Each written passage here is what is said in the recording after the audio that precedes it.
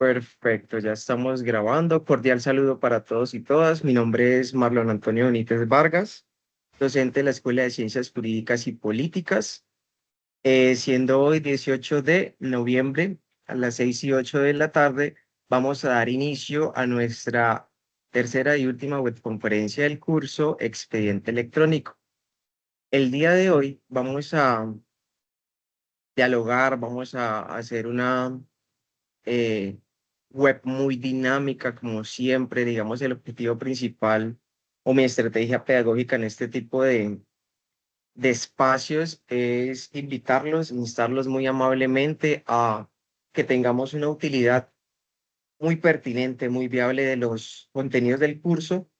Y hoy vamos a abocar conocimiento de los expedientes electrónicos, a hacer un pequeño recorderis de esos elementos, pero vamos a ligarlo con uno de los intereses, diría yo, más particulares dentro de la cuarta revolución industrial de la información en la que estamos hoy en día. Sí, precisamente hoy vamos a hablar de lo que son los datos personales, vamos a hablar un poquito de de las habeas datas, de los diferentes desafíos y retos sobre los expedientes electrónicos, y pues vamos a evidenciar cómo esto ha tenido un impacto, obviamente, en nuestro ordenamiento jurídico. A manera introductoria, pues tal como les mencionaba, esta web está dedicada a explorar que tenemos una creciente importancia de los expedientes electrónicos. Dialogaba con algunos de ustedes en algunas webs pasadas que expediente electrónico no solamente se circunscribe en el ámbito de la administración de justicia. Muy por el contrario, el expediente electrónico permea las esferas del derecho público en las ramas del poder, ya sea el legislativo, el ejecutivo, el judicial, pero también toca trasfondos de inclusive aquellas personas jurídicas de derecho privado o empresas, sociedades, ¿sí? Dentro de los diferentes modelos de gestión de la información, lo que algunos otros también llaman gestión documental, ¿sí? Precisamente lo que hoy llamamos expediente electrónico, les decía también yo que para no complejizar el término, no es otra cosa más que la digitalización de algunos procesos, la digitalización de algunas carpetas, ¿sí? La digitalización de los documentos y, digamos, asegurar también algunas políticas de gestión, políticas ambientales, en donde se prime el uso, pues, de los recursos digitales, de las plataformas, de los micrositios. Sin embargo, pues esto también ha ampliado una serie de desafíos y también obviamente una serie de oportunidades en términos de protección de datos personales, ¿sí? Vamos a mirar cómo esta normatividad que tenemos hoy en día también se adapta a las necesidades de la era digital. Vamos a mirar cuáles serían esas mejores prácticas para garantizar y obviamente darle prelación a la privacidad de la información, o al también llamado derecho a la intimidad que todos gozamos. ¿Listos? Para confirmar, ¿me escuchan bien? ¿Están evidenciando la diapositiva? ¿Me confirman, pero por favor?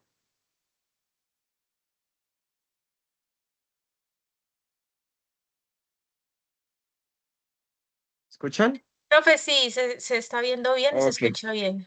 vale, perfecto. Muchísimas gracias. Bueno, para traer a colación una aproximación conceptual, debemos recordar, esto hacía parte, recuerdo yo, de la primera actividad dentro del curso, que era pues hablar un poquito de los elementos de los expedientes electrónicos. Ustedes iniciaron este curso con lo que eran los documentos y los expedientes electrónicos. En alguna de esos contenidos estaba precisamente esta definición.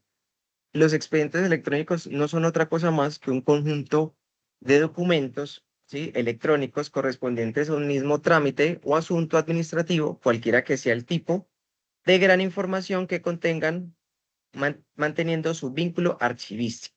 Sí, eso es una aproximación conceptual. Les hablaba con anterioridad que este expediente electrónico, pues obviamente tiene una gran relación con la normatividad archivística, o la forma en que se debe tratar, resguardar y conservar la información, porque precisamente hasta para estos aspectos tenemos unos fundamentos normativos que debemos prever o que debemos tener muy presente a la hora de hacer una gestión documental sobre información que a veces puede llegar a ser sensible, ¿sí? Que a veces puede llegar a ser objeto de alguna protección constitucional, ¿sí? Como los datos personales, el habeas data, entre otros, ¿sí?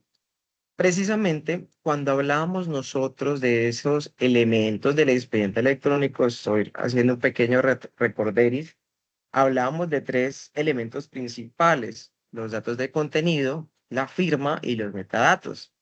Mencionábamos en ese entonces que pues los datos de contenido no es otra cosa más de los documentos que componen en ese expediente electrónico, ¿sí? Por decirlo así. En el nivel amplio general está el expediente electrónico y dentro del expediente electrónico están los famosos documentos electrónicos, ¿sí? Cuando hablamos un poquito de la gestión de la administración de justicia, les decía yo a ustedes que cuando se digitalizaron los expedientes, pues antes teníamos expedientes en físico, entre comillas, papel, documentos, demandas, pruebas y demás. Y cuando llegó la pandemia por el COVID-19, a partir de políticas del Gobierno Nacional, del Consejo Superior de la Judicatura y actualmente la norma procesal que modificó y trajo pues a la práctica la justicia digital en Colombia, esos expedientes pasaron de ser físicos a ser digitales, ¿sí? Y pues precisamente ese expediente judicial también fue un expediente electrónico. Y los documentos que hacían parte de él, pues son estos datos de contenido: la demanda, los poderes, las pruebas, la contestación de la demanda, los recursos, los autos, las sentencias, etcétera, etcétera, etcétera. Pero, pues digamos, para no limitarnos un poquito en la administración de justicia, sí, porque como les decía, el expediente electrónico abarca o es transversal tanto a las esferas del derecho público como también a las del derecho privado, para las empresas, para las sociedades y demás. Pues son esos documentos que se crean, que se envían, que se reciben y que se almacenan en formato digital. Un correo puede ser un documento, un dato de contenido, por ejemplo, ¿sí? Otro elemento principal es la firma. La firma, ya sea electrónica o digital, pues son fundamentales en este tipo de aspectos para garantizar principios como integridad, autenticidad y el reconocimiento de la autoría u origen de los documentos. Tal como cuando yo tengo la posibilidad de firmar un documento o, o sea, en mi calidad de profesional o que devengo una necesidad, que yo voy a hacer una petición, de la misma manera se tiene en el expediente electrónico. ¿Esto es para qué? No es otra cosa más que para conocer por lo menos el autor de un mensaje de datos, ¿sí? Si nos vamos al correo, al famoso correo, el autor sería quien envía o solicita algo por medio de un correo electrónico. Y su firma puede ser electrónica o digital, o inclusive también la firma, por ejemplo, para los términos de lo que es la rama judicial hoy en día, la firma a veces también es el correo, ¿sí? De los profesionales del derecho, porque nosotros y ustedes, para los estudiantes de derecho, porque aquí en este curso tengo de la tecnología como derecho, ustedes sean profesionales y tengan esa tarjeta profesional, a ustedes el Consejo de Superior de la Judicatura los van a formalizar pues esa tarjeta profesional.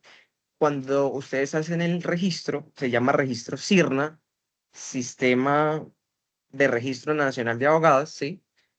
El CIRNA les va a pedir un correo electrónico. Ese correo electrónico es el correo profesional por medio del cual ustedes van a hacer todas las actuaciones profesionales, es decir, como abogados o abogadas profesionales del derecho, para comunicarse con los despachos. Entonces, por ejemplo, para la rama judicial se entiende que la firma o el autor deviene de ese mismo correo electrónico. Sin embargo, esto no tiene el mismo impacto en otras ramas o entidades del poder público.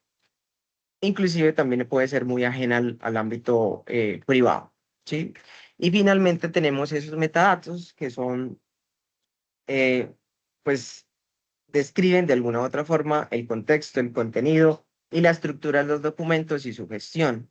Aquí, ¿qué se revisan los metadatos? Pues aspectos tales como la fecha, el autor, la versión del documento, el estado, ¿para qué? Para hacer una gestión eficiente del expediente de búsqueda y de seguimiento dentro de los diferentes sistemas, porque, digamos, debemos tener muy presente que ya sea una empresa privada o una entidad pública, ¿sí? Si está sólida o si está realmente determinada bajo una gestión administrativa, es muy común nosotros hablar de los famosos sistemas integrados de gestión o de los procesos y subprocesos, que en otra cosa más, en otras palabras, pues es la gestión administrativa que se llevan a cabo. Es decir, las diferentes, no sé, dependencias de una empresa o de una eh, autoridad pública, los diferentes responsables de esas dependencias, sus funciones y demás. Entonces, dentro del famoso sistema integrado de gestión, hay una parte que normalmente las manejan las secretarías generales, a veces las gerencias, que es un componente que tiene que ver con la gestión documental, ¿sí? En Colombia nosotros tenemos unas normativas específicas al respecto y pues digamos que hoy vamos a hablar de algunos que tocan esos temas. ¿Por qué traigo a colación o por qué es importante mencionar todo esto cuando, eh, pues a manera de preámbulo por lo siguiente? Nosotros, sobre el expediente electrónico, confluyen una serie de intereses o una serie de aspectos importantes que tenemos que prever, ¿sí? Para la mayoría de los sistemas, sobre todo los que hacen parte de autoridades o entidades públicas, está el famoso derecho de acceso a la información pública, ¿sí? Entonces, ese es un interés. Además de ello, dentro de la relación o el vínculo que nosotros tengamos con esas entidades o autoridades, también pueden confluir derechos, ¿sí? Como lo son la protección de los datos personales por un lado y la intimidad por el otro. Y también como una carga, como una obligación o una responsabilidad, se tiene la información y su seguridad. Precisamente este esquema que estoy presentando aquí dentro de esta diapositiva representa eh, aquellos parámetros o lineamientos que se tienen que tener en cuenta cuando hablemos de expedientes electrónicos propiamente dichos. Es decir, yo no puedo como autoridad, como empresa, sea del derecho público o de derecho privado, desconocer que, por ejemplo, mis clientes o mis usuarios, quienes depositan una confianza en mí sobre las diferentes solicitudes, reclamos e informaciones y demás que me dan, yo no puedo tener datos que les pertenezcan a ellos como titulares y no protegerlos, ¿sí? A lo que hoy es que nosotros debemos tener en cuenta que estos derechos son derechos de origen constitucional. Y en ese orden de ideas, recordemos un poquito cuando, no sé, ustedes estaban en primer semestre cuando veían Introducción al Derecho que hablábamos de la famosa pirámide de Kelsen, ¿no? Y en esa teoría de la pirámide de Kelsen, pues el autor nos decía que Kelsen, que principalmente nos decía que en la cúspide se encuentra la constitución política y debajo de ella se encuentran pues los diferentes fundamentos normativos, las diferentes reglamentaciones, los decretos, los reglamentos, ¿sí? Y las diferentes normativas dentro de las fuentes formales del derecho. Precisamente en esa cúspide donde se encuentra la Constitución es donde confluyen todos estos temas. Por eso, los expedientes electrónicos y sobre todo su información, pues no pueden ser tocados a la ligera.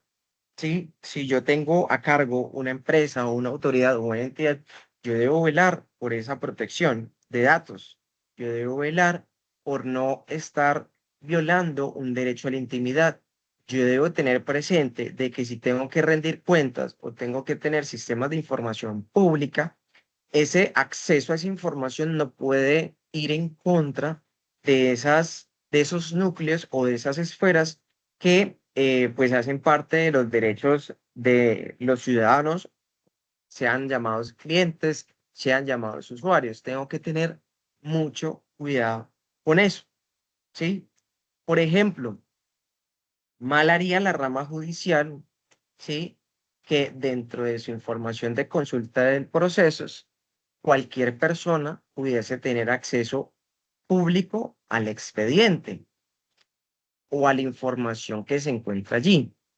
Sobre todo si estamos hablando, no sé, en temas de derechos donde están niños, niñas y adolescentes, en temas de derechos en donde están temas tan sensibles como abuso, violencia sexual, temas tan particulares como la información sensible o los datos personales, ¿sí? Entonces, pues son prerrogativas que no se pueden desconocer y precisamente pues yo quise orientar esta webconferencia para darles como esa sensibilización, unas breves reflexiones sobre la protección a los derechos, a la intimidad, ¿sí? A la protección de esos datos y de cómo buscar un equilibrio frente al derecho al acceso a la información pública y a la seguridad de la información. Al respecto, ¿tienen alguna duda o alguna inquietud? Estoy siendo claro. Si me dicen que voy muy rápido, me avisan. Sí, profe. Todo excelente, bueno. Perfecto, muchísimas gracias. Así las cosas, la transición hacia la digitalización de los procedimientos tanto judiciales como administrativos, pues es una tendencia global en Colombia. Nosotros en Colombia tenemos algunos fundamentos normativos interesantes que han servido de gran utilidad para hablar hoy por hoy de la digitalización o de los expedientes o los famosos expedientes electrónicos. En el ámbito del sector público, pues tenemos la ley 1437 del año 2011 o el famoso CEPACA y la ley 527 de 1999, también que fue objeto de consulta en la primera actividad de este curso, que es la ley que regula el acceso y uso de datos y también pues el comercio electrónico. Esta normativa sobre todo pues vale mencionar que obedece a una serie de tratados internacionales, una serie de recomendaciones de la TENUTMI y de la ONU y pues que el Congreso de la República, por medio de esta ley, pues trajo a colación esos fundamentos y los estableció de manera normativa en forma de ley.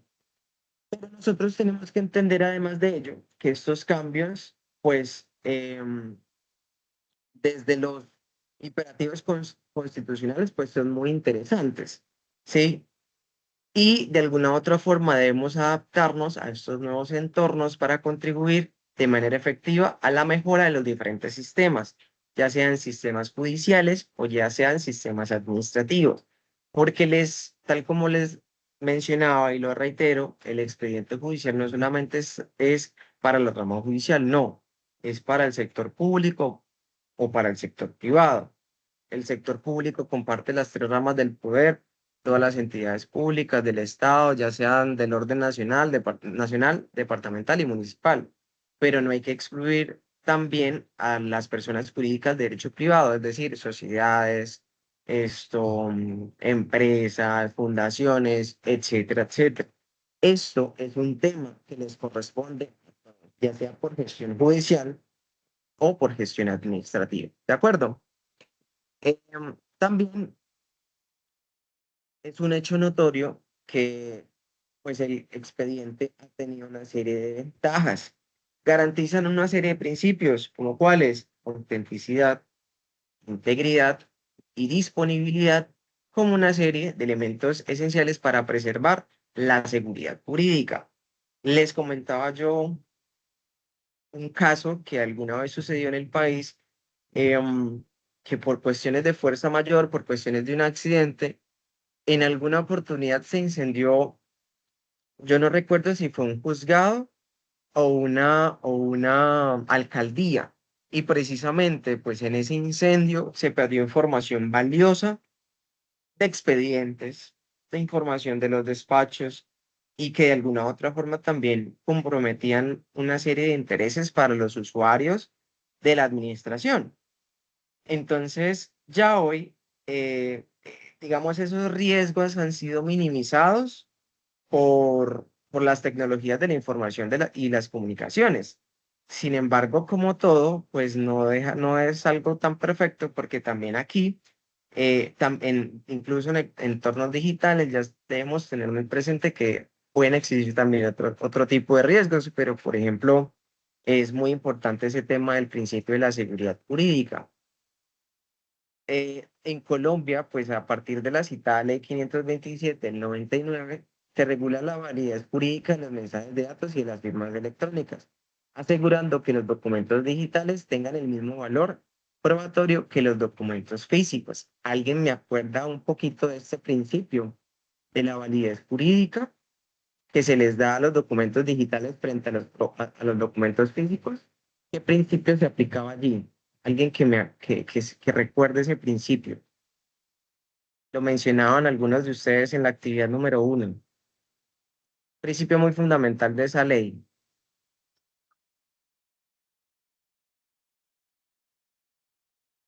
Vamos a ver por acá. Juan Carlos, Hanna, Luz Ángela, ¿no recuerdan ese principio? La competencia, profe, ¿Cómo? la competencia. Vas por ahí, pero no es ese término como tal. Es un principio, ¿sí? Que me dice a mí que yo tengo que darle una validez, ¿sí? A un documento digital, tal como si fuese un documento físico. Es decir, si yo agarro yo tengo una firma manuscrita. La firma manuscrita y la firma que yo coloco en digital en una plataforma tienen el mismo valor. Una transacción es tiene la misma validez jurídica la transacción de una compra en Internet que una transacción con una factura física. Tienen el mismo valor los expedientes electrónicos como los expedientes físicos. Todo esto se llama, o bueno, digamos, esa O el validez principio está cubierta de neutralidad tecnológica. equivalencia funcional. Por ahí vamos, equivalencia funcional, que no es otra cosa más de darle la misma autoridad a los temas digitales, ¿sí? Yo le hago una equivalencia funcional y su utilidad me representa pues una validez jurídica, equivalencia funcional. Continuando con la presentación, la correcta implementación de los expedientes electrónicos debe respetar también una serie de derechos, como el debido proceso y los principios de publicidad y transparencia, garantizando que se pueda dar fe de la información y que se mantenga la transparencia de las actualizaciones administrativas y judiciales. De hecho, por ejemplo, en estos momentos algunos de ustedes están llevando a cabo alguna serie de actividades que van en torno a información que se encuentra en los sistemas integrados de gestión documental y que tienen relación también con el SECOP. Entonces, pues todos estos temas van muy materializados en esos temas. Vale agregarse que el manejo de los expedientes electrónicos implica riesgos relacionados con la protección de los datos personales y la ciberseguridad.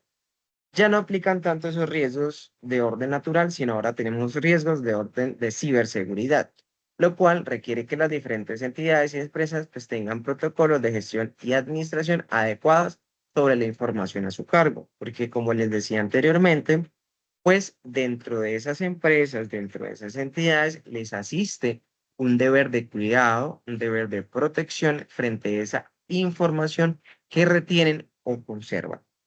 ¿Alguien tiene alguna duda o inquietud hasta el momento? ¿Todo excelente?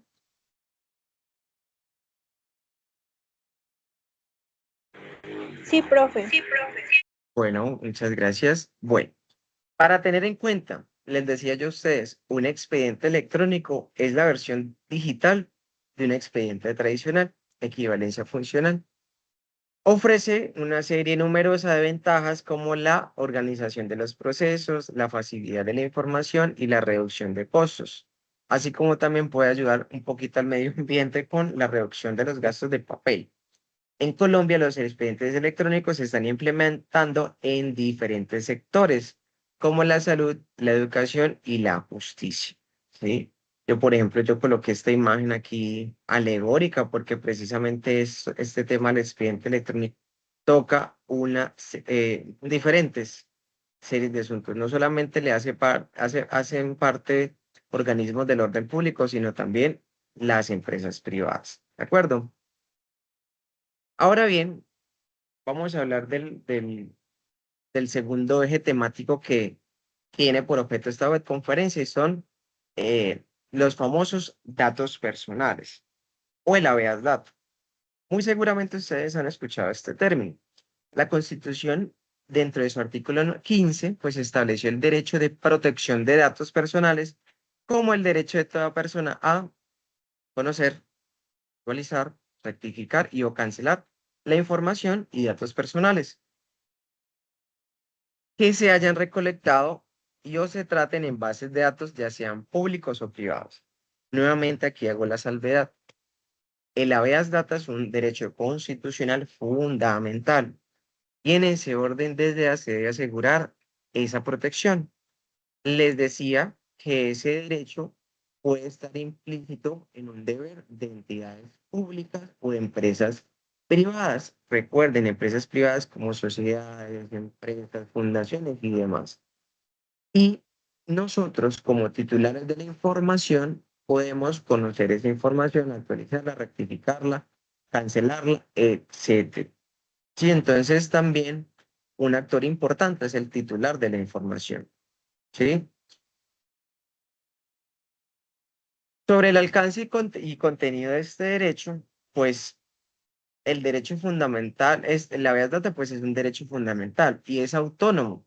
¿Qué significa que sea autónomo? Que no depende de algún otro más, que es completamente independiente, que busca proteger el dato personal materializado en la información de una persona, ¿sí? Cuyo ámbito de acción es el proceso en virtud del cual un particular, otra persona, una empresa o una entidad, ya sean instituciones públicas de sus diferentes órdenes, adquiere la potestad de captar, administrar y divulgar tales datos.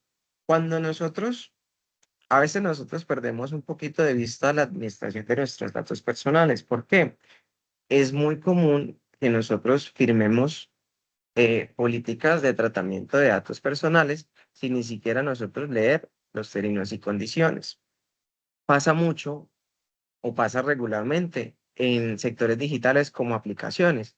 Es muy común que nosotros cuando descarguemos una aplicación nueva en nuestros celulares o equipos PCs, que nosotros lo primero que hacemos es darle toda la información a esa aplicación para que la utilice, pero no nos detenemos a revisar en qué términos les estamos dando nuestra información.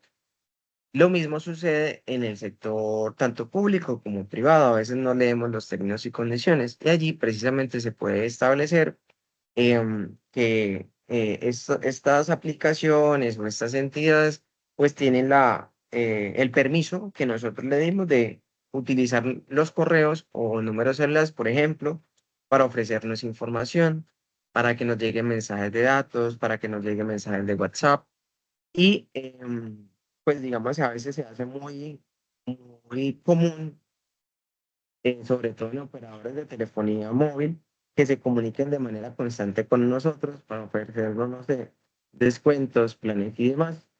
Lo mismo sucede con esas empresas que mandan muchos correos electrónicos, ofreciendo descuentos, ofreciendo una serie de información, ofreciendo una serie de aspectos que nos pueden interesar, pero que también lo hacen facultados o lo hacen con la autoridad suficiente porque nosotros mismos les hemos dado esa posibilidad. A veces, eh, digamos que dentro de las diferentes estrategias de marketing se establecen, no sé, las empresas, por ejemplo, que se dedican al comercio, que si uno da la información o si uno actualiza los datos personales, les da, no sé, 5%, 8%, 6% de la compra, con un descuento, pues. Pero de alguna otra forma ese descuento, pues tiene un precio y el precio son que esas empresas, pues obtienen nuestros datos personales, de modo tal que pueden llegar información de descuentos, información a nuestros celulares, a nuestros mensajes de datos, a nuestros correos o llamadas, etcétera, etcétera, porque nosotros mismos le estamos autorizando ello. También es muy común observar los famosos spam, cuando lo hacen ya de manera, digamos, un poquito más indiscriminada, y hay que tener mucho cuidado con todo eso. ¿Sí? Ellos pues tienen esa potestad de captar, administrar y eh, retener y divulgar esa información. De hecho, a veces es muy, muy común, por ejemplo, en el uso de las redes sociales, con el comercio electrónico, que si nosotros buscamos, no sé, en internet cosas como electrodomésticos, un televisor, un computador, un celular, es muy común que en las mismas redes sociales nos aparezca publicidad en ese sentido, ¿sí? Porque precisamente buscan nuestros intereses, nuestros criterios de búsqueda y los utilizan pues para ofrecernos bienes o servicios. Parte de ese régimen jurídico, además de la Constitución, pues tenemos unas leyes como la Ley 2266 de 2008 que habla sobre las famosas centrales de riesgo. Las centrales de riesgo son aquellas bases de datos que de alguna u otra forma sirven para el sector económico, financiero y bancario cuando como personas nos endeudamos y no pagamos una serie de deudas. Entonces, estas centrales de riesgo no es otra cosa más que alertas para este tipo de sistemas financieros y bancarios de decir, no, esta persona no es apta para que usted le preste, no sé, 1 millón de pesos. Son alertas para los bancos. Y pues obviamente esto tiene un fundamento principal y es el incumplimiento de algunas obligaciones adquiridas. No sé, el no pago de una tarjeta de crédito, el no pago de un plan de datos, o el desconocimiento inclusive de algunas obligaciones o deudas que se tengan por alguna serie de delitos penales como lo de la suplantación. Porque, no sé, es muy común que las personas pues no tengan a veces el conocimiento suficiente y es algo que lo quiero expresar de lo tan importante que es proteger nuestros datos personales, en especial la cédula de ciudadanía. De hecho, cuando, digamos, suceden eventos aleatorios como el robo o el hurto de los documentos personales, además de interponer las correspondientes denuncias, yo siempre aconsejo informar a estas centrales de riesgo que precisamente uno pasó por un evento, un delito de este tipo. ¿Para qué? Para que las centrales de riesgo puedan identificar que las diferentes deudas o transacciones ilegales que se hagan con posterioridad a ese hurto o a esa pérdida del documento de identidad, pues obedezcan en principio a esa suplantación ilegal, porque pues esta información, como les dije, tiene unos impactos en el sector económico, ¿sí? Y además de ello, y es muy importante citar también la Ley Estatutaria 581/2011, que establece el régimen general de la protección de los datos personales en Colombia, como los datos personales, les decía yo a ustedes anteriormente, que están contenidos en el artículo 15 de la Constitución Política. El habeas data o los datos personales hacen parte de un derecho fundamental constitucional. El único marco regulatorio para establecerlos es por medio de una ley estatutaria. A diferencia de las leyes comunes y corrientes, pues la ley estatutaria pues sigue unos trámites especiales dentro del proceso legislativo que le da esa posibilidad de regular un derecho fundamental, pues porque en principio el Estado, y hablo específicamente de la rama legislativa, pues tiene que prever que no se puede regular sí o sí un derecho fundamental tan a la ligera. Caso puntual, el derecho de petición. El derecho de petición es un derecho fundamental, pero cuando el legislador creó, formuló y proyectó la norma del CEPACA, ¿sí? Ley 1755, ellos incluyeron dentro del procedimiento administrativo el derecho de petición y se dieron cuenta al final que el derecho de petición, pues como es un derecho fundamental, no podía ser regulado mediante una ley ordinaria como lo era el CEPACA. Entonces, ¿qué les tocó hacer al Congreso de la República? Sacar el contenido legislativo del CEPACA sobre el derecho de petición y llevarlo ¿a dónde? A una ley estatutaria, ley 1755, ¿sí? Em,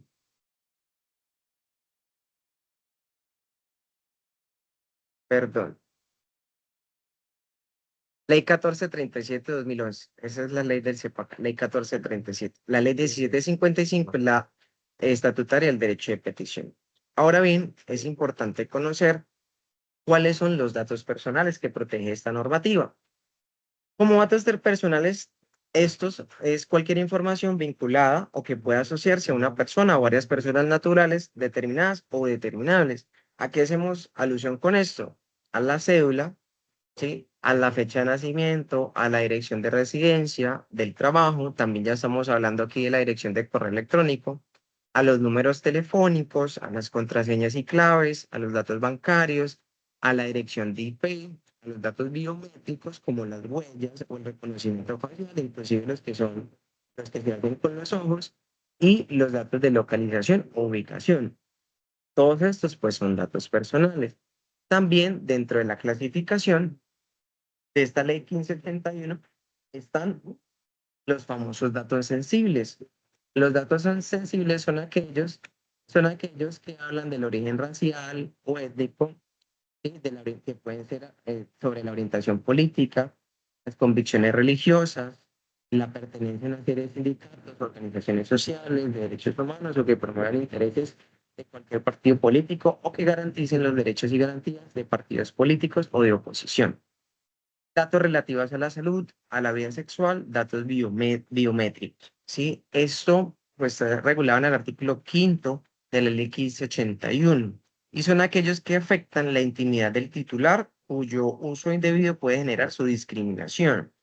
Y esto inclusive tiene un fundamento histórico en la Segunda Guerra Mundial, cuando los nazis estaban haciendo perseguimiento por razones religiosas y pues digamos, en una conferencia que asistí, mencionaban porque esos datos sensibles tenían ese fundamento histórico. Entonces, sobre estos temas hay que tener mucho cuidado.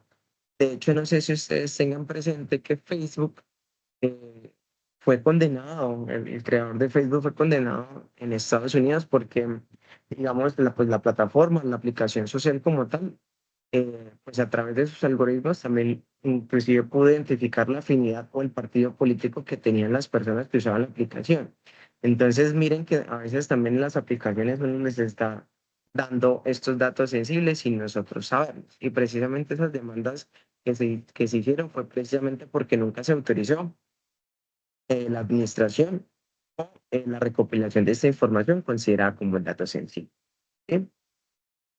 Y aunado a ello, pues yo quisiera también traer a colación que nosotros como titulares de la información, yo por eso traigo aquí este muñequito, este superhéroe, ¿sí? Porque en temas de información y datos personales, nosotros como titulares somos superhéroes. ¿En qué sentido?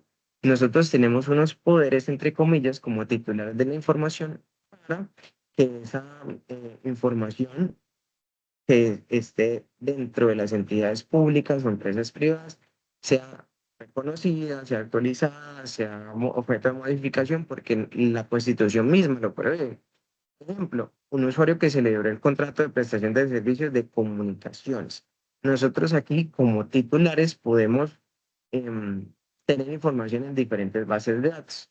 Importante también tener en cuenta que en Colombia nosotros tenemos una entidad que es la Superintendencia de Industria y Comercio, que es una entidad del orden nacional que se encarga de la protección de los mismos. Les voy a pasar por acá un link para que ustedes también puedan consultar algunos aspectos interesantes que atiende la Superintendencia de Industria y Comercio en sus funciones. Bien, y voy a mostrarles este videito también por acá que nos explica un poco qué es el habeas data.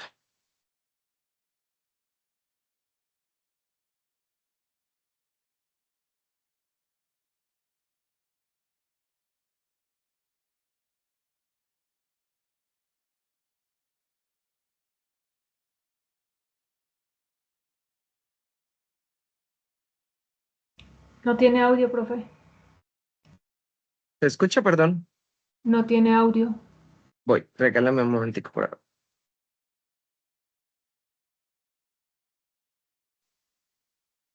Muchas gracias, yo creo que ahora sí ya.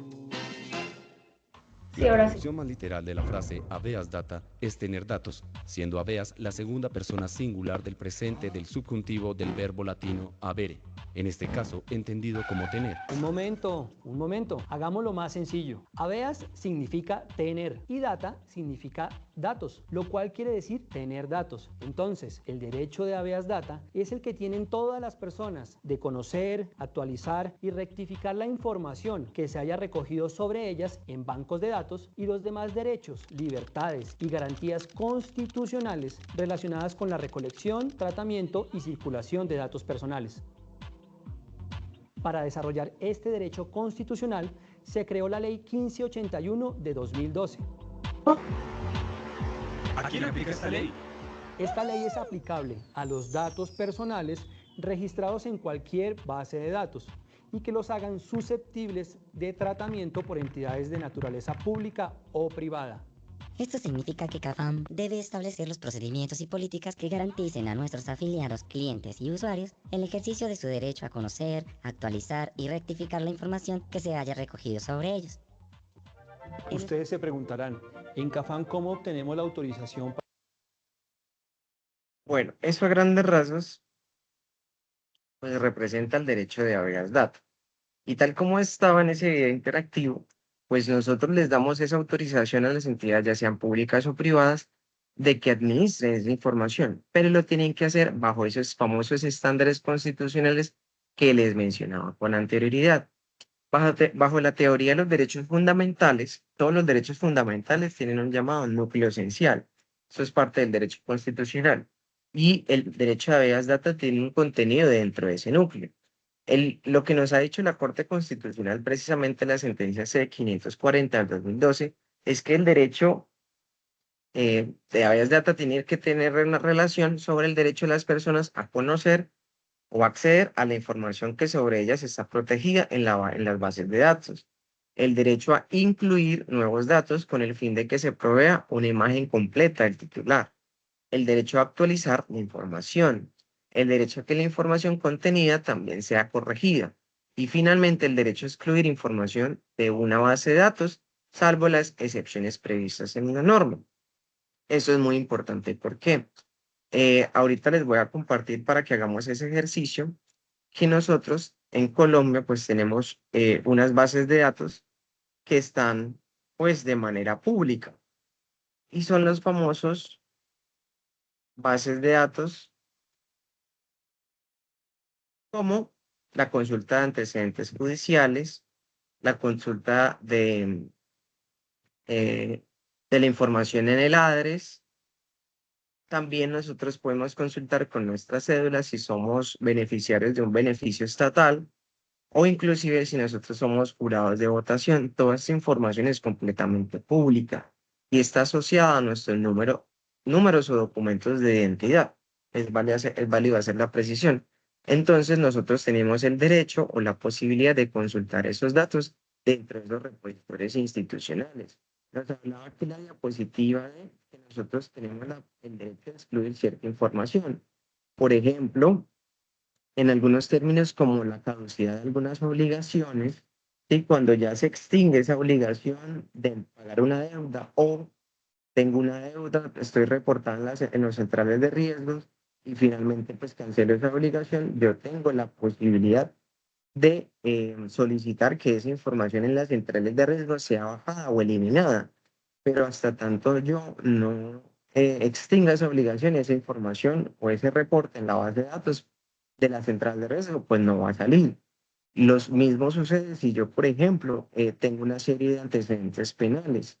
Esa información va a permanecer allí. ¿Sí? Estos antecedentes, esta información, pues puede ser objeto de corrección y demás. Sin embargo, están nosotros como titulares, les mencionaba ya ese superpoder de la posibilidad de rectificarlos, o por lo menos ser objeto de actualización. ¿De acuerdo? Al respecto, ¿alguien tiene alguna duda, alguna inquietud?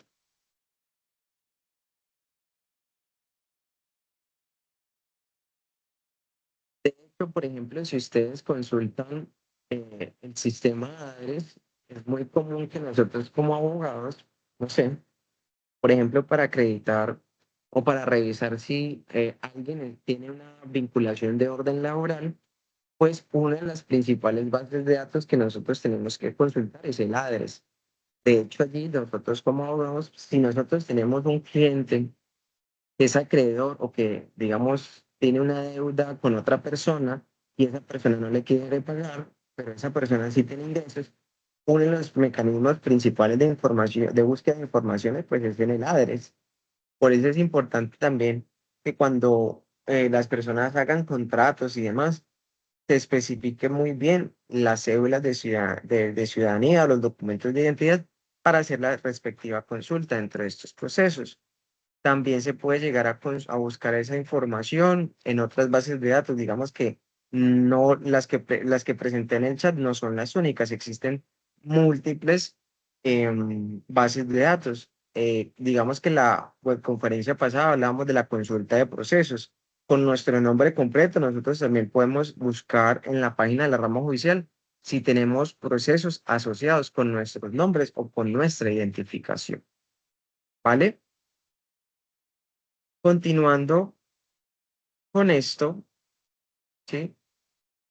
Volvemos a ese pequeño esquema de acá y aquí es donde se pone como por decirlo así interesante la cosa, porque el expediente electrónico, como les dije yo, en él confluyen una serie de intereses. Está el derecho a acceso a la información pública, el derecho a la intimidad y el derecho a la protección de datos personales frente a la obligación de responder por la seguridad de la información. Pero esto, digamos, el tema se hace un poquito más complejo con la información que reposa dentro de los expedientes. Les decía yo a ustedes, en los expedientes electrónicos que hay, documentos, ¿sí? Y esos documentos pues se pueden representar en contenido o en datos. Resulta y pasa que esos datos tienen una serie de subclasificaciones. Pueden ser datos estructurados o no estructurados. Y es en los no estructurados en los que hay un problema o la inquietud.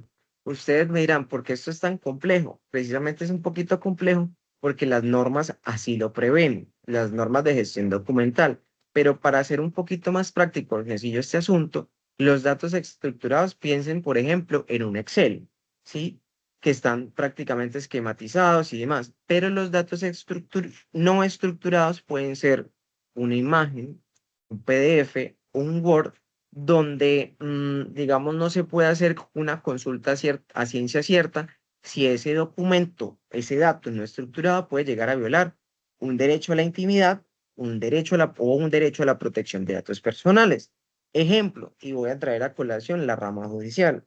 Uno cuando eh, va a solicitar, por ejemplo, pruebas dentro de un proceso, es común que uno adjunte fotos como pruebas documentales, pero a veces esas fotos pues pueden estar comprendiendo intimidades como el derecho a la intimidad familiar, el derecho a la intimidad personal o inclusive social y gremial.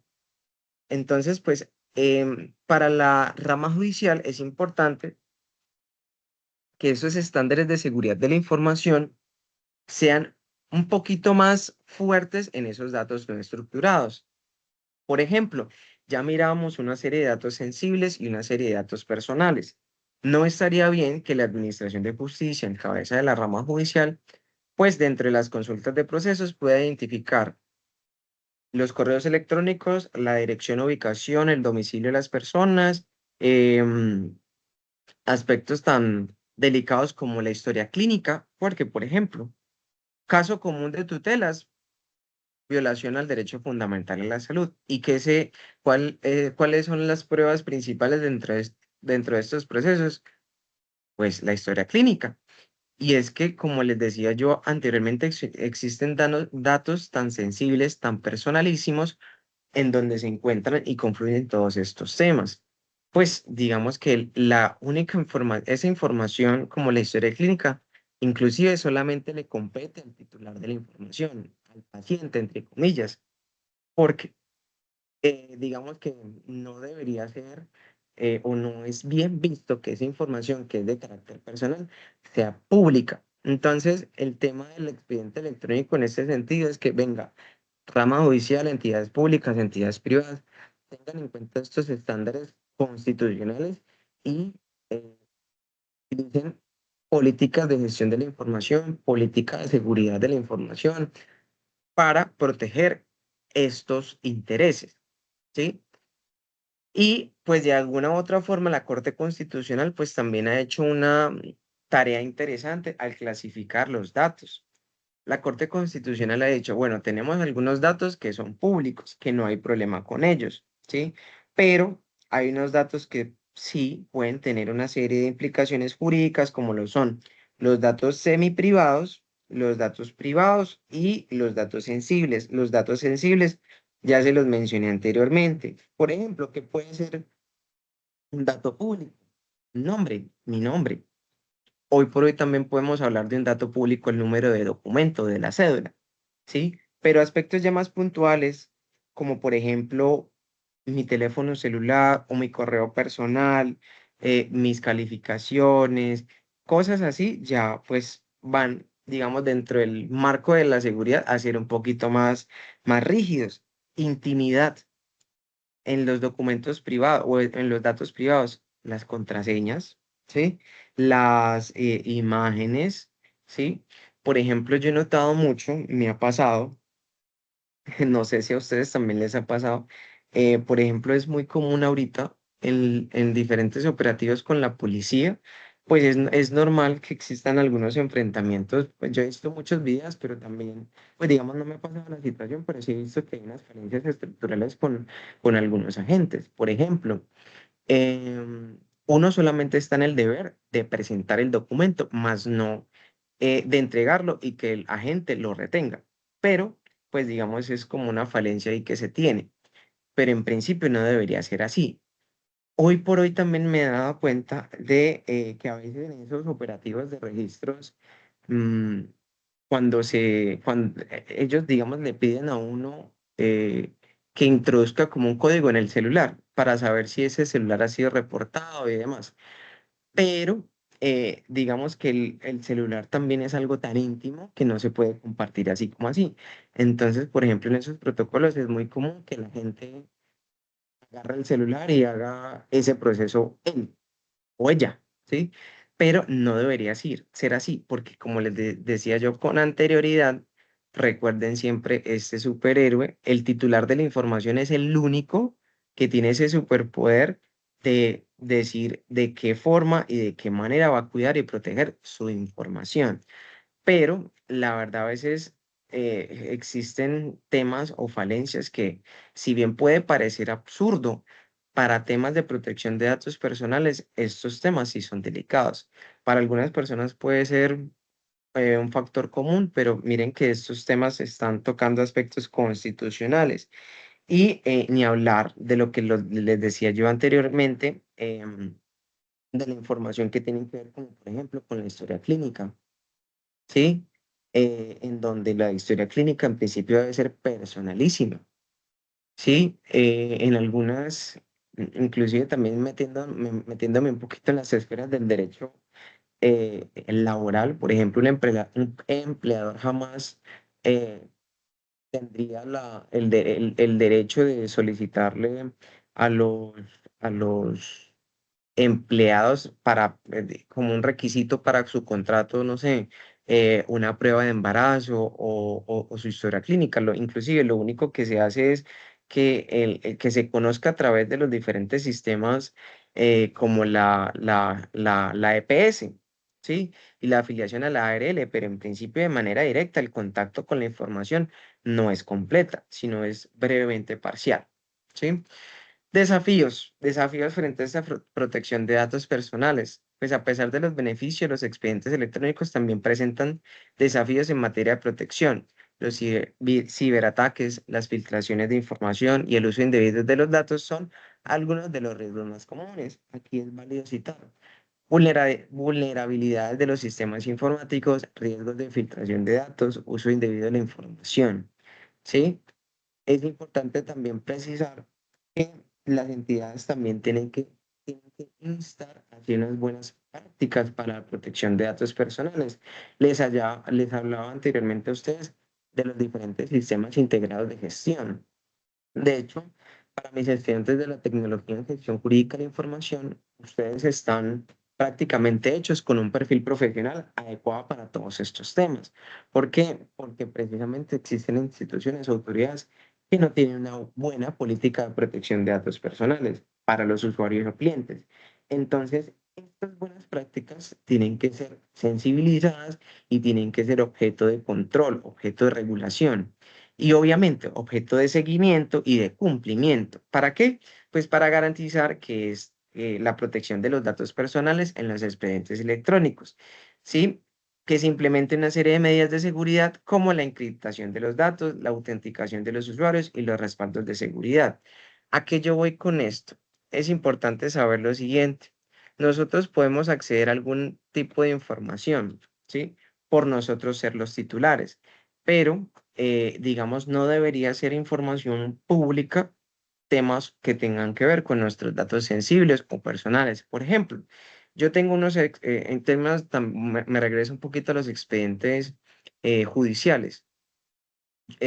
Por ejemplo, lo que es el Consejo, perdón, la Jurisdicción de lo Contencioso Administrativo, ellos tienen un sistema propio, se llama SAMAI. En algunas oportunidades los alcancé a tocar en la webconferencia pasada. El sistema de SAMAI, digamos que tú para acceder a la información del expediente electrónico tienes que hacer un proceso llamado loguearse.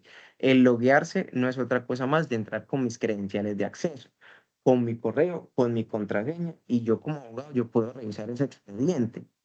Mal haría la rama judicial de compartir esa información y darles a ese expediente la connotación de pública.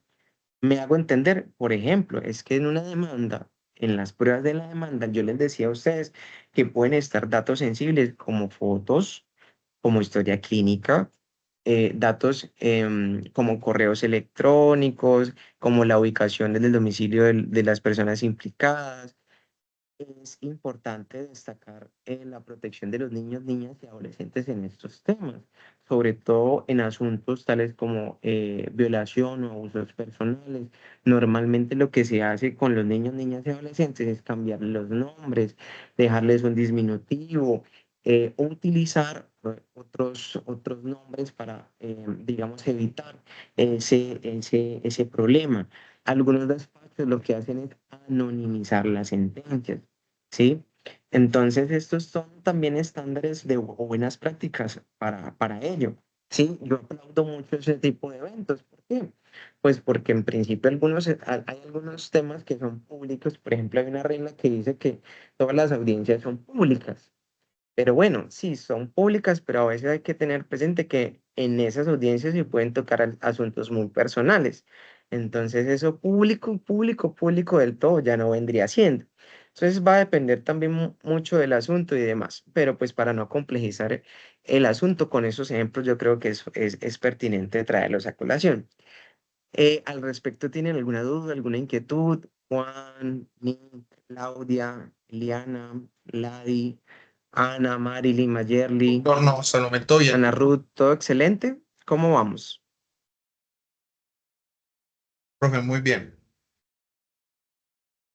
No les escucho. ¿Están por ahí? Estamos claros, profe.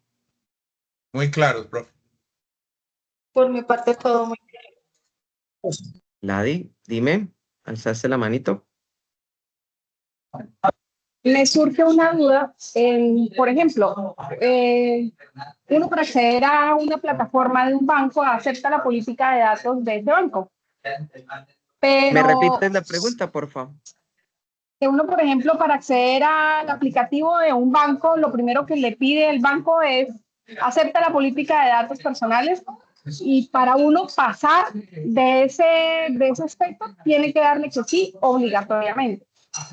¿Cómo hacer para uno, después de que le dice que sí, puede acceder a su aplicativo, llámese los bancos, llámese cualquier página X que usted por obligación en su momento necesitó? ¿Cómo uno le quita después ese permiso otorgado inicialmente?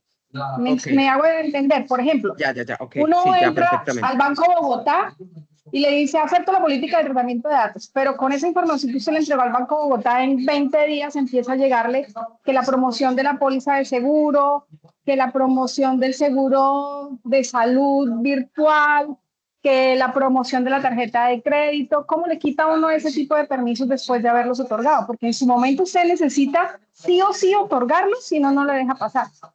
Ok, perfecto, sí, Gladys, precisamente va a depender de serios aspectos. En primer lugar, va a depender si uno tiene productos con esa entidad. Ejemplo, tú puedes tener una cuenta de ahorros, puedes tener una tarjeta de crédito, pero como en el caso que tú mencionas, tú dices un tratamiento de datos, pero tú no tienes ningún producto, tú no tienes ningún interés con la entidad financiera. Puede existir diferentes eventos para esta solución. A veces en los correos, ¿sí? Existe algo que se llama darse de baja, se llama así, darse de baja, que es como, por decirlo así, anular la suscripción que tú le diste con ese permiso de utilización de datos. Eso puede ser un tema sencillo. También se puede utilizar la figura del derecho de petición y pues lo que haces es solicitar el cumplimiento de tu derecho de habeas data, artículo 15 de la Constitución Política, para que te saquen de todas las bases de datos posibles que tenga el banco para, digamos que te liberes de esa información. Pero, como te digo, dependerá del caso si tú tienes un producto con la misma entidad financiera, porque pues puede ser que tú tengas ahí tu cuenta de nómina, tu tarjeta, tu cuenta de ahorros, tu tarjeta de crédito, digamos, por estar usando esos productos, sí o sí te va a el banco, la entidad financiera te tienen que dar la información. Entonces, pues va a depender mucho de ese interés que tú tengas, pero el mecanismo principal es el uso de las peticiones, solicitar darse de baja ante estas entidades financieras. Ya para darle paso también a Juliana, que también Ladi nos menciona un ejemplo muy interesante. Una de las problemáticas comunes que se han visto son sobre todo con las entidades o empresas de telefonía móvil. Es decir, sí existe un tema de competencia. Y es que, por ejemplo, la competencia, claro, podría ser Movistar, podría ser Tigo, podría ser WOM. Resulta y pasa que a veces puede suceder dentro de esa mala práctica, las entidades compran y venden datos, bases de datos, eso se ha visto, ¿sí? O nosotros, por descuido, por ignorar esa política de datos, por darle sí acepto, nosotros no estamos conscientes de la magnitud o del alcance de ese permiso o esa autorización. Entonces, por ejemplo, como ellas compiten en un mercado tan difícil, pues es común que tú siendo, no sé, Movistar, ¿sí? Por ejemplo, Movistar, es común que te llamen de Claro, te llamen de otra entidad de telefonía para ofrecerse tus bienes, los servicios de ellos. Entonces uno dice, bueno, ¿y cómo tuvieron mis datos o mi información? Y lo digo ¿por qué? Porque es que, por ejemplo, si hay algo fastidioso en el mundo es que a usted lo llamen en horas del almuerzo porque ellos ya saben que, digamos, horas en donde uno esté disponible, pues es en la hora del almuerzo. Uno normalmente cuando está trabajando en el horario laboral, uno casi no contesta mensajes de llamadas, perdón. Entonces, pues a veces se vuelven tan fastidiosas que llaman y llaman y llaman y son de diferentes números. Entonces uno puede solicitar, lo digo porque también ha sido muy común y objeto de consulta. Uno solicita también darse de baja o solicita que se eliminen esas bases de datos que uno autorizó. Lo mismo pasa con las entidades financieras, lo mismo pasa con las entidades de telefonía móvil. Ejemplo, yo tuve un plan, pero ya el operador no me gustó, la telefonía no me gustó, o el banco no me gustó, la tarjeta no me gustó. Yo lo que hago es cancelar, cancelo todas mis obligaciones, no tengo ningún producto con ellos, me deshago de las diferentes relaciones comerciales que tenga y solicito darme de baja.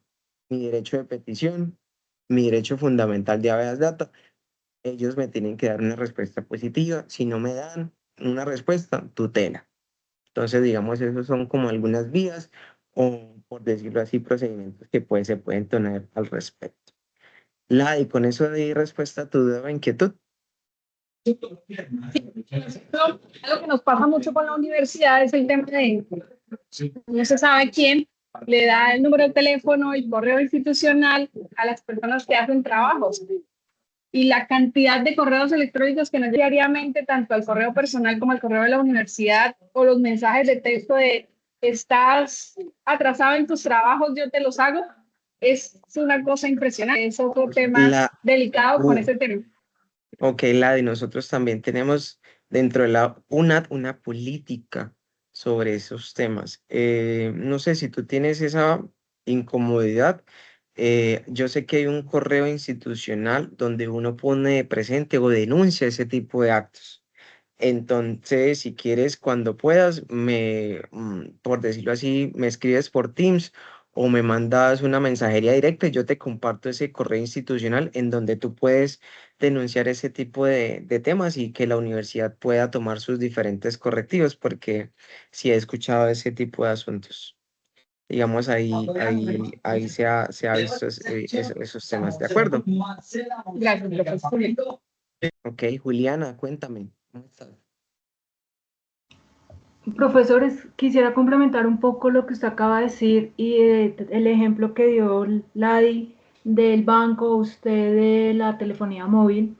En principio se confundió que cuando uno decía que daba permiso para que le tuvieran acceso a la información de uno, esas mismas entidades creyeron que podían bombardear a las personas enviándoles información por mensajes de texto, correo electrónico, llamada, y a raíz de eso nace lo que se llama la ley Dejen de Fregar, que es la ley 2300 del 2023, y esa, entre otras cosas, le permite a uno registrarse en el registro de números excluidos, donde si uno se registra ahí, las empresas, como Claro, por decir algo, están obligados a consultar quién está ahí registrado y no pueden enviarle mensajes. Yo hice la prueba y, por ejemplo, a mí ya no me llegan mensajes de Claro. La ADI podría hacer la prueba y ya no deberían llegarle mensajes de Banco de Bogotá, porque ahí yo les digo lo que usted acaba de decir, doy de baja mi número para que me envíen temas publicitarios. Y las empresas están obligadas en sus cuestionarios a preguntar por separado si acepta que le maneje sus datos personales, y otra pregunta aparte es si acepta que le envíen mensajes publicitarios. En la primera puedo decir sí, en la segunda puedo decir no, y ya no me deberían llegar porque lo regula esta ley. Entonces, como también por ese lado es muy fácil registrarse, y le podría ayudar a ella y a todos los que nos molestan con tanta bombardeada de información. Total, ¿no? Y tienes toda la razón. Y además de ello, pues tú también me permites dar paso a otra de las facultades que tiene la Superintendencia de Industria y Comercio, y es que la Superintendencia tiene una delegatura que se encarga de la protección de datos personales. Entonces, además de las diferentes acciones dirigidas hacia las mismas entidades o empresas, uno también puede solicitarle, o bueno, quejarse con la Superintendencia de Industria y Comercio, y la delegatura puede abrir una investigación, puede, digamos, hacer actuaciones administrativas, inclusive tiene la potestad de sancionar a esas empresas que no tienen buenas prácticas de manejo de datos, tal como lo menciona la compañera Ladi y la compañera Juliana. Entonces, la superintendencia también, acudir a la superintendencia o quejarse con frente a la superintendencia, pues también es una de esas vías interesantes. A mí estos temas, yo soy un gomoso de todos estos temas de protección, y precisamente es interesante y debo traer a colación la Superintendencia de Industria y Comercio y su delegado. Bien. Continuando un poquito con esas buenas prácticas, es importante también tener en cuenta que estas instituciones, estas autoridades o empresas también pueden utilizar mecanismos como la encriptación de datos, que es la encriptación de datos que dentro de su plataforma de seguridad, digamos, no existan registros públicos, sino que para poder ingresar esa información, pues tú tengas como una credencial, un usuario y una contraseña. Lo que sucede, por ejemplo, es en el aplicativo SAMAI del Consejo de Estado y la Jurisdicción de lo Contencioso Administrativo. Ellos encriptaron los datos. No toda la información es completamente pública. Para acceder a la información, pues tienes que acceder con un usuario y una contraseña. Se puede hacer autenticación de usuarios y control de accesos. Hoy por hoy, entidades financieras, cito mucho a Bancolombia porque es la que yo uso, tiene aspectos como claves dinámicas, reconocimiento facial. Algunas empresas también están innovando con el reconocimiento de voz y demás. Entonces son datos que también inclusive cuando nosotros les damos esa autorización a las entidades financieras, pues bueno, uno mismo también le da esa facultad de que rastreen nuestros datos, pero es para efectos de que ellos también puedan implementar los estándares de seguridad para respaldar la información, para respaldar la seguridad. Es importante también que dentro de esas buenas prácticas se capaciten al personal. Por ejemplo, también pasa mucho en el sector privado. Yo te estoy, y lo mencionaba Juliana, bueno, yo te estoy dando mis datos personales, pero para un asunto. Si yo, por ejemplo, me registro en la asistencia, solamente es para efectos de asistencia. Yo cuando yo me registro, yo no quiero información, yo no quiero productos, yo no quiero servicios. O también yo me registré simplemente para un tema formal, más no para que me inscribieran en una deuda o algo así, que inclusive puede ser, digamos, fraudulento para mí, ¿sí? Tienen que hacer una gestión de incidentes.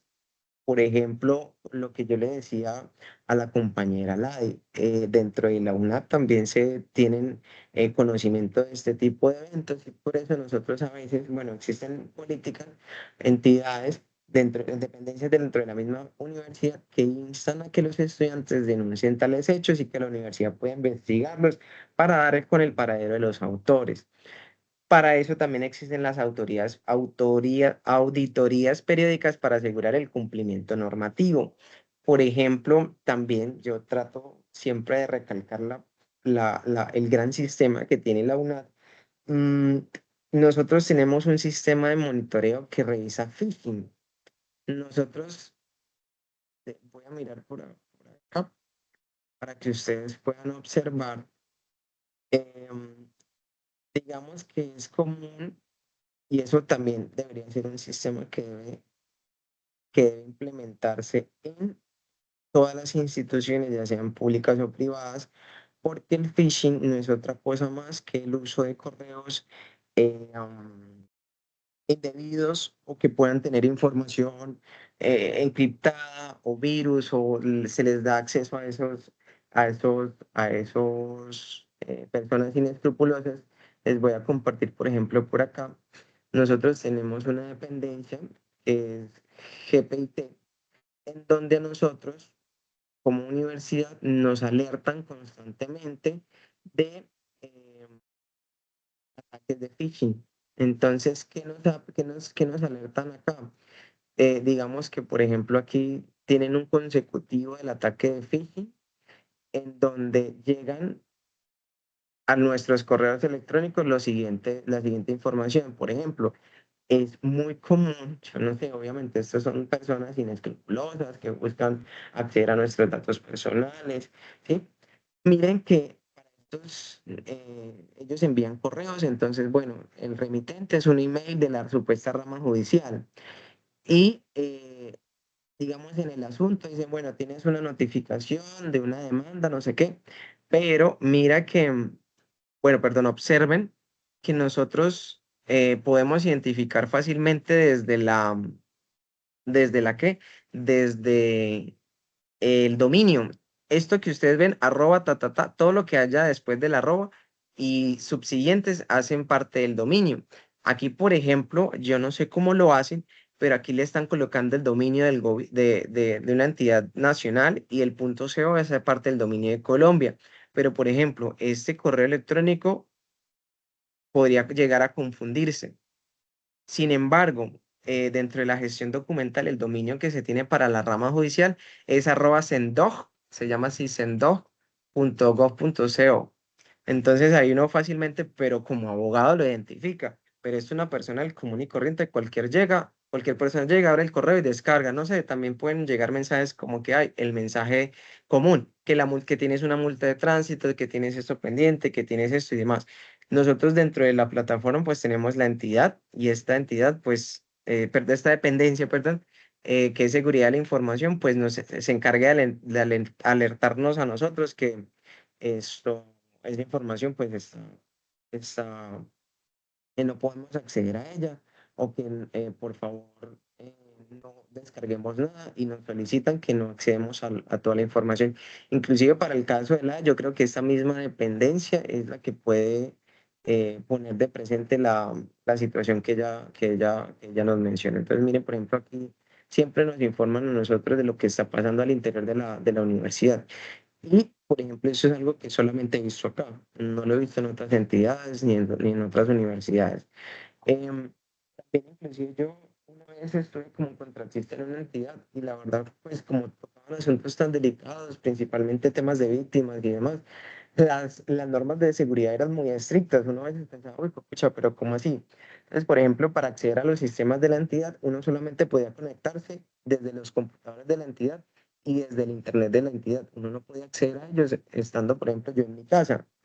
Entonces, por ejemplo, a pesar de que uno era contratista, uno tenía que estar en la entidad y cumplir como el horario laboral, y además estar conectado, vinculado con la red de la, de la entidad y además con el IP del computador. O sea, era una cosa de seguridad de la información muy fuerte, muy dura, obviamente. Tenían estándares que tienen que cumplir, pero entonces sí se ven que tienen esas buenas prácticas. Uno a veces decía, bueno, pero yo no, por ejemplo, yo no contratista y tengo que estar allá, pero pues son temas más que todo personal.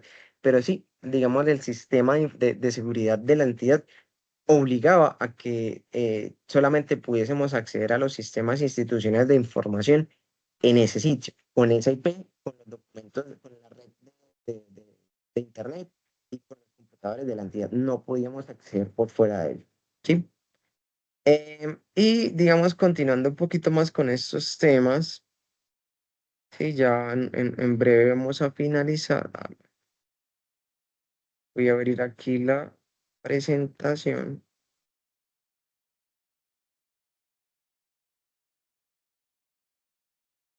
Para también mencionar el tema de bueno, ya mencioné el tema de las auditorías, implementar políticas claras de tratamientos y protección de datos. Por ejemplo, para mis estudiantes de la tecnología en gestión jurídica de la información, esta información de acá es muy crucial porque precisamente yo tengo algunos estudiantes que están haciendo pasantías, es decir, ya están en sus últimos periodos académicos y, digamos, una de las principales funciones que ellos hacen en las entidades es implementar las políticas o hacerle seguimiento y control y exigir transparencia y seguridad en el tratamiento de su información. Todo esto también tiene mucho que ver con una norma que, digamos, se me olvidó citar. La ley 594 de 2000 también regula la norma nacional de archivística y ahí pues están los principios que tienen que permear todas las diferentes actuaciones administrativas o judiciales de las entidades, con fines de los archivos, institucionalidad e instrumentalidad de la información y sobre todo la responsabilidad, porque aquí todos tienen que ser responsables pues de velar por esa protección de la información. Ustedes, por ejemplo, están revisando los diferentes modelos dentro de la gestión de documentos actualmente con la última actividad. En Colombia con Preficiente, pues yo digamos que tengo que asociar un poquito el contenido de la web y precisamente uno de los recursos que está dentro de las unidades, pues nos dice que estos sistemas y estos modelos deben ser capaces de resistir con un determinado nivel de confianza los accidentes y acciones ilícitas o malintencionadas que comprometan la disponibilidad, autenticidad, integridad y confidencialidad de los datos almacenados o transmitidos y de los servicios ofrecidos o a través de los cuales se realiza el acceso. Por ejemplo, lo que yo les decía de los protocolos de seguridad de la entidad en la que yo trabajé, y por ejemplo, miramos aquí uno de los protocolos que tiene la UNAT, pues precisamente todo eso hace parte de procesos de gestión de la información, procesos que tienen que ver con la protección de la data, la protección de la información que tengan los servidores de las instituciones y demás. Entonces, aquí pues se deben identificar las entidades públicas que puedan tener acceso a los documentos de la agencia y asignarle los privilegios y restricciones de acceso. Aquí también es importante tener en cuenta que existen unos documentos como el Acuerdo 03 de 2015 que habla pues de estándares de gobierno digital, políticas y lineamientos que se deben seguir porque pues hay que, por decirlo así, unificar los criterios. La política debe contener lineamientos sobre restricciones y accesos a la información de la entidad. Cada documento registrado debe tener asignado el nivel de acceso, quienes están autorizados para acceder a ellos y se identificarán cargos y datos personales. Lo que les decía anteriormente con el esquemita de acá. Este esquemita guárdenlo siempre. Precisamente aquí confluyen varios intereses: derecho a acceso a la información pública, datos personales, intimidad y la seguridad de la información sobre el expediente electrónico. Trayendo nuevamente a colación, por ejemplo, a mí me gusta mucho citar el de la rama judicial porque pues puede ser uno de los más prácticos que nosotros veamos cuando ustedes egresen. En la rama judicial sí o sí tiene que proteger la información, tiene que hacer una clasificación, decir, venga, este documento acá es público, pero esto que tengo aquí, no sé, una prueba, un documento, una imagen, una foto, un video, documentos no estructurados, la tengo que proteger como si fuese un candadito de una llave. La protejo, no le doy la categoría de un dato público, sino le doy una categoría de un dato privado o semiprivado o sensible.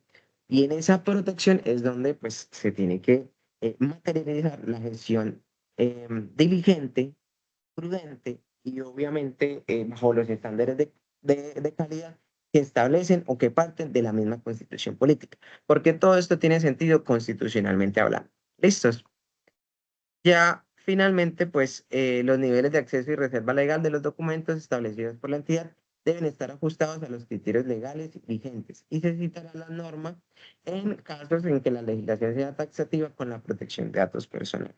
Ya miramos algunos fundamentos normativos, miramos la ley general, la ley estatutaria, perdón, de los datos personales, entonces eso también nos lleva a pensar estos temas. Y pues finalmente sobre las bases de datos, y también pues yo con esto, digamos, le doy finalidad a esta webconferencia porque pues las bases de datos en principio pues son la diferente recolección o el almacenamiento de unos datos que pueden ser sensibles, ¿sí? Normalmente uno ve bases de datos o en Excel o cosas así, hay que ser también muy prudentes con la manipulación y la extracción de de esta información, ¿sí? Pues se recomienda dentro de los sistemas establecer cortes de información para seleccionar de ellos la que deba conservarse a largo plazo de forma permanente y transferirlos al sistema de gestión de documentos electrónicos de archivo. Los criterios a seguir para el establecimiento de las cortes variarán de acuerdo al contenido de la base de datos y de la información que ésta debe conservarse. También se tiene que mirar cuál información se conserva y cuál no, porque inclusive la información que reposan allí pueden tener o pueden estar delimitadas en el tiempo. ¿Listos? Chicos, al respecto, ¿alguien tiene una duda o tiene una inquietud?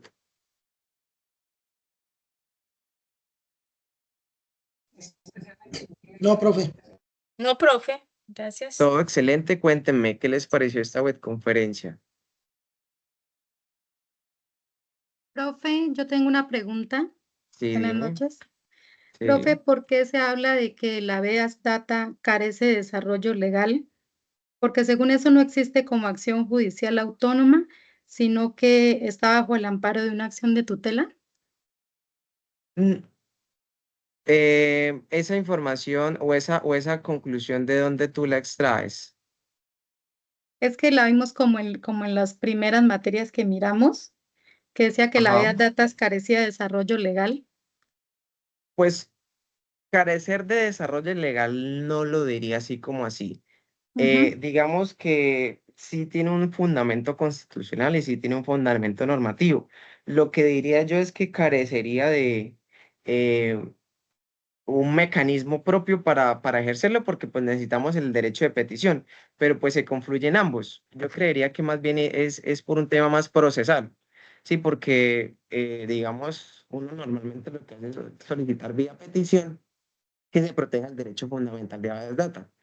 Pero como les digo, el tema de la protección de los datos personales puede ir desde no aceptar una política de datos personales, puede ir desde no aceptar un tratamiento porque consideramos que no es lo que queremos o porque hay información muy sensible que puede quedar expuesta o que quien administra esa información pues no es confiable. Entonces, pues depende de varias aristas de donde lo mires, desde lo procesal, desde la gestión o inclusive desde antes de otorgar una serie de permisos, ¿vale? ¿Eso aclara un poquito más tu duda? Sí, profe, muchas gracias. Vale, perfecto. ¿Alguien más quisiera hacer un aporte o mencionar algo adicional? Yo, tutor. Sí, señor. Buenas noches, yo soy Carlos Cárdenas. Es que Sí, estuve mirando lo del sistema de gestión. Puede que mi pregunta sea de las de profunda ignorancia, pero sí. me queda sonando, ¿qué ha pasado con los títulos judiciales? O sea, yo tengo entendido que los títulos judiciales todavía se manejan en papel seguridad, en ese papel tipo cheque y tal. ¿En la parte digital ha habido cambios en cuanto a títulos judiciales Cuando o tú le me hablas siguen? de títulos judiciales, me hablas de títulos ejecutivos y títulos valores. No. Le hablo es de depósitos judiciales o títulos judiciales, los que se constituyen, por ejemplo, para participar en un remate o como excedentes del remate, o los que se constituyen por alimentos, o los que Sí, se constituyen por arrendamientos que se sigue consignando a razón de títulos mientras se resuelve el proceso, etcétera. Depósitos o ajá, títulos judiciales. sí, ¿qué pasa con ellos? Sí, en el sistema general de gestión, pues realmente no lo he visto. Pueda que me falte estudio, pero no lo he visto hasta donde vamos, cómo ha afectado la parte de expediente electrónico a esos títulos que en mi concepto son como muy manuales porque todavía son documentos en papel seguridad y toda esa cosa que expide Banco Agrario. Sí, bueno, yo aquí, por ejemplo, recuerdo mucho mi etapa cuando yo hice prácticas en un despacho, era un despacho de familia, y recuerdo yo que estaban los famosos títulos judiciales de alimentos. Alimentos. Entonces, por decirlo así, el papito que, no, que estaba siendo procesado por alimentos, pues lo que hacía era pagar la cuota a la entidad o a la cuenta, por decirlo así, del despacho. Y la mamita iba y reclamaba al despacho ese título y Así tenían es. que pues ir al Banco Agrario y allá. Ese es, por ejemplo, lo que tú estás mencionando aquí. Sí, así es. ¿Qué es lo que pasa? Gracias al principio de equivalencia funcional, gracias a una serie de políticas también pues del Consejo Superior de la Judicatura con todo lo que fue el COVID-19, pues dentro de esos nuevos lineamientos está que la regla general es la virtualidad. Y digamos, el principio de equivalencia funcional aquí en estos casos no es decir, venga, venga aquí al despacho, busque esto, busque lo otro y envíelo. En principio, el despacho tiene la posibilidad de, por decirlo así, enviar el mensaje de datos, el correo respectivo para hacer el canje de los títulos. Pero yo te soy sincero, la verdad también he visto que algunos despachos desconocen eso y aún están con el cuento de, bueno, venga, reclame las copias, pase por aquí o lo requieren a uno como profesional. Entonces, también inclusive puede depender de cada despacho. O sea, eso es un tema ya más aleatorio. He visto despachos muy innovadores con estos temas, como también he visto despachos que, por decirlo así, se han quedado un poquito atrás. Y pues ahí pues es un poquito complejo todo este asunto porque unos dicen que sí, otros dicen que no, pero digamos que pues va a depender también del despacho en el que te encuentres, ¿no? Y no solamente el tema de los títulos judiciales, sino otra serie de diligencias procesales que bien se pueden subsanar con un correo electrónico, la verdad, con un correo electrónico. Pero pues como te digo, va a depender de cada despacho, porque a veces a uno lo citan para reclamar unas copias y esas copias, como pasaba antes, pues es que ese era el sistema anterior. De hecho, uno cuando radicaba la demanda, usted radicaba la demanda y tenía que enviar, anexar una serie de copias. Entonces, la copia del despacho, la copia para la contraparte y efectuar las diferentes diligencias secretariales. Entonces, luego usted tenía que llevar al despacho el desprendible y el despacho le incorpora al expediente. Ahora todo se hace digital. ¿Sí me entiendes? Equivalencia funcional. Pasa de lo físico a lo digital. Pero, pues hago la aclaración, a veces también va a depender de la forma en que se administre internamente el despacho. ¿Vale? Vale, y sobre todo que en este caso de los títulos judiciales me quedo pensando en que al margen de que el título sea un documento con papel de seguridad, pues y toda la pendejada, resulta que el dato del título, el depósito está claramente establecido en el juzgado. Es decir, el despacho puede acceder a su cuenta y puede ver claramente cuánto le consignaron, cuándo, quién Claro, consignó, para cuál proceso, quién es el demandante, el demandado, o sea, todo. claro, el despacho tiene toda la trazabilidad de la información. Y bueno, para que también los que están ahí escuchándonos, pues precisamente, por ejemplo, el despacho, normalmente eso lo manejan los secretarios o las secretarias de los despachos, ¿sí? Cuando habla el Sí. secretario o la secretaria, no hablo de, por decirlo así, un término despectivo, sino el funcionario que tenga el rol de secretario, porque los despachos tienen un secretario. Y ese secretario o esa secretaria pues tiene las credenciales de la cuenta del despacho. Y allí existe la trazabilidad de la información, tal como le dices tú, de cuánto le llega al despacho, por concepto de quién, etcétera, etcétera, etcétera. Ujú. ¿Sí? Inclusive tienen la potestad ¿de qué? De bloquearlos.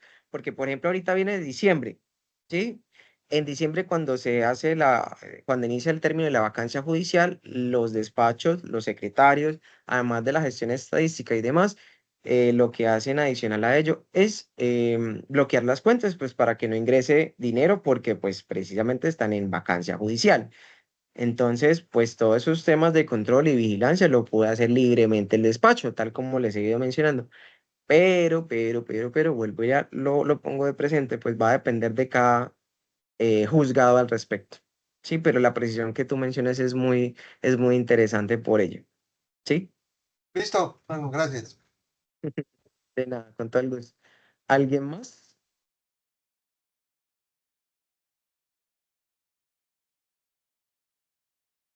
Bueno, chicos, bueno, con esto ya daríamos por finalizado esta webconferencia. Espero que les haya gustado.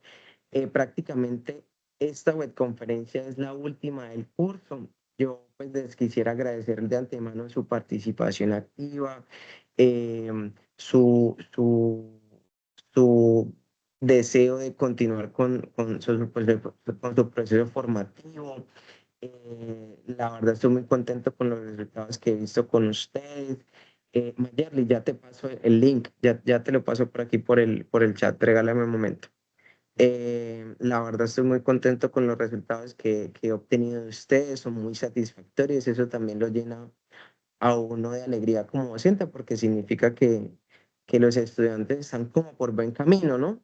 Y uno, bueno, yo particularmente siempre he tratado de instarlos a efectos prácticos, a que, digamos, este curso sea muy llamativo para ustedes, para que de alguna u otra forma eso lo puedan desempeñar dentro de sus actividades actualmente o cuando egresen. Eso es completamente válido, pero yo la verdad sí he estado muy contento con los resultados parciales del curso. Pues tal como les decía, hoy es nuestra última webconferencia y nada, solamente sería terminar este proceso formativo a través de los foros. Les reconozco mucho su participación, su asistencia a ese tipo de escenarios académicos, como lo son las webconferencias. Y nada, quería expresarles esta apreciación que yo tengo sobre ustedes, ¿de acuerdo? Entonces, así las cosas, que pasen un feliz resto de noche, cuídense mucho y que descansen. Gracias, Luego, profe. chicos, Buenas noches. hasta luego. Muchas Mayerly, por ahí, gracias. de nada, Mayerly, por ahí en el chat te pasé el link que estabas pidiendo, ¿vale? Hasta luego, que pasen una muy buena noche. Hasta luego, doctor. Hasta luego, Gracias, profe. con todo el gusto.